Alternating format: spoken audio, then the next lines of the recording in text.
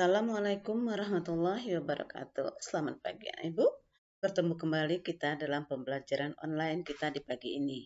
Ibu harapkan kalian dalam keadaan sehat walafiat, tak kurang satu apapun, sehingga kita bisa berkumpul melaksanakan pembelajaran online kita di pagi yang cerah ini. Oke, anak Ibu, sebelum kita masuk ke pembelajaran, alangkah baiknya kita melakukan pembacaan doa dulu agar apa yang kita lakukan hari ini membawa berkah, membawa manfaat untuk kita semua. Amin ya robbal alamin. Oke, anak ibu, pembelajaran hari ini kita bertemu kembali tentang titik dan garis dan tetap bersama Bu Neng Santi. Oke, anak ibu, kalau kita berbicara tentang titik dan garis tentu ada perbedaannya. Nah, adalah sesuatu yang tidak mempunyai ukuran. Jadi titik itu ada kecil ukurannya, ada seperti titik pena aja, tik kayak gitu aja. Ada yang ukuran agak gede, ada yang lebih besar lagi, dan itu disebut juga dengan titik. Sehingga titik itu didefinisikan sesuatu yang tidak mempunyai ukuran. Nah, apabila jumlah titik-titiknya itu banyak, terhingga, maka akan menimbulkan garis. Jadi garis itu adalah kumpulan titik-titik yang jumlahnya banyak atau jumlahnya tak terhingga. Itu ya perbedaan antara titik dan garis. Nah, bisa kita lihat di contohnya, contoh gambar maksud Ibu. Nah, kalau titik-titik itu seperti itu, ya, seperti ini. Ini tidak mempunyai ukuran nih. 1, 2, 3, 4, 5, banyak nih tidak punya ukuran. Ada yang kadang sekecil ini, ada yang agak besar dari ini, ada yang lebih besar lagi dari ini. Itu kadang-kadang orang menyebutnya juga dengan titik. Sehingga tidak ada patokan ukuran titik itu sebenarnya itu gimana. Nggak ada patokan. Sehingga apabila titik-titik ini disambungkan, akan menimbulkan garis. Nah, seperti ini contohnya. Jadi, garis itu merupakan kumpulan titik-titik. Jadi, dalam garis ini sebenarnya ada titik-titik. Titiknya itu banyak, tak terhingga, jumlahnya banyak. Nah, jadi garis adalah kumpulan titik-titik yang jumlahnya banyak. Oke, selanjutnya, ada tiga hubungan yang terjadi dalam garis. Jadi dalam garis itu ada 3 hubungan. Yang pertama adalah garis sejajar.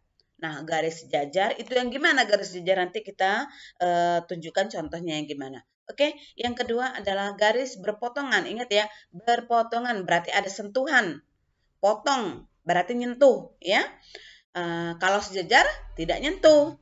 Ingat ya, kalau sejajar tidak nyentuh. Tetapi kalau berpotongan menyentuh dia. Oke ya. Yang terakhir adalah garis berhimpit. Ingat ya, berhimpit. Yang tadinya ada 2 jadi 1, berhimpit dia. Oke, mungkin alangkah lebih jelasnya jika Ibu terangkan dalam bentuk gambar. Oke, nah ini ada sebuah gambar. Nah, ada garis merah, ini garis K, menuju ke sana. Ada garis yang hijau, L, juga menuju ke sana. Sama-sama ke sana, ingat ya. Sama-sama ke sana, ke arah atas, dengan ukuran panjangnya yang sama, itu disebut dengan garis sejajar. Ingat ya, garis K dan garis L disebut dengan garis sejajar. Karena dia sama-sama menuju satu arah. Dan ukuran garisnya pun sama panjang. Ingat ya, kalau ukurannya sama panjang, terus arahnya sama, dia disebut dengan sejajar. Nih, seperti ini lagi, garis M dan garis N. Garis M juga menuju ke kanan, garis N juga menuju ke kanan dengan ukuran panjangnya sama. Nah, ini juga disebut dengan garis sejajar. Ya, anak ibu ya? Oke. Yang kedua, nah ini disebut dengan garis berpotongan, bersentuh. Nah, garis M dengan garis N, yang satu ke arah sana, yang satu ke arah sini. Nah, dia bersentuhan tetapi, nah sentuhan inilah disebut dengan titik potong atau titik sudut. Jadi, inilah disebut dengan garis berpotongan. Nah, dia menyentuh. Sama dengan garis P dan garis Q juga menyentuh. Atau garis G dan garis H juga menyentuh. Walaupun sentuhannya cuma sedikit, yang penting dia menyentuh, itu disebut dengan berpotongan. Seandainya garisnya itu dekat, tetapi tidak bersentuhan, ingat ya, garisnya itu dekat, tetapi tidak bersentuhan, itu bukan garis berpotongan. Ya, nah ibu ya, ngerti batas ini ya? Oke, kalau sejajar itu arahnya sama, ukuran panjangnya sama, itu disebut dengan garis sejajar. Kalau garis berpotongan, dia tidak berpatokan dengan arah mana-mana. Tidak, yang penting dia menyentuh. Itu disebut dengan berpotongan. Yang ketiga adalah garis berhimpit. Nah, garis berimpit itu arahnya sama. Sebenarnya ada dua garis di sini. Ada garis A dan garis B. Garis A itu berwarna merah, garis B itu berwarna biru. Garis A itu berhimpitan dengan garis B. Ini menunjukkan kalau garis B itu panjangnya dari sini nih. Nih, dari bawah sampai ke atas. Itu garis B. Sedangkan garis A itu dari sini aja nih. Dari sini sampai ke sini. Ini menunjukkan garis B dan garis A itu tidak harus sama panjang. Tidak harus sama panjang. Ini ukuran B-nya itu lebih panjang daripada ukuran A. Ya nak ya? Ukuran B lebih panjang daripada ukuran A.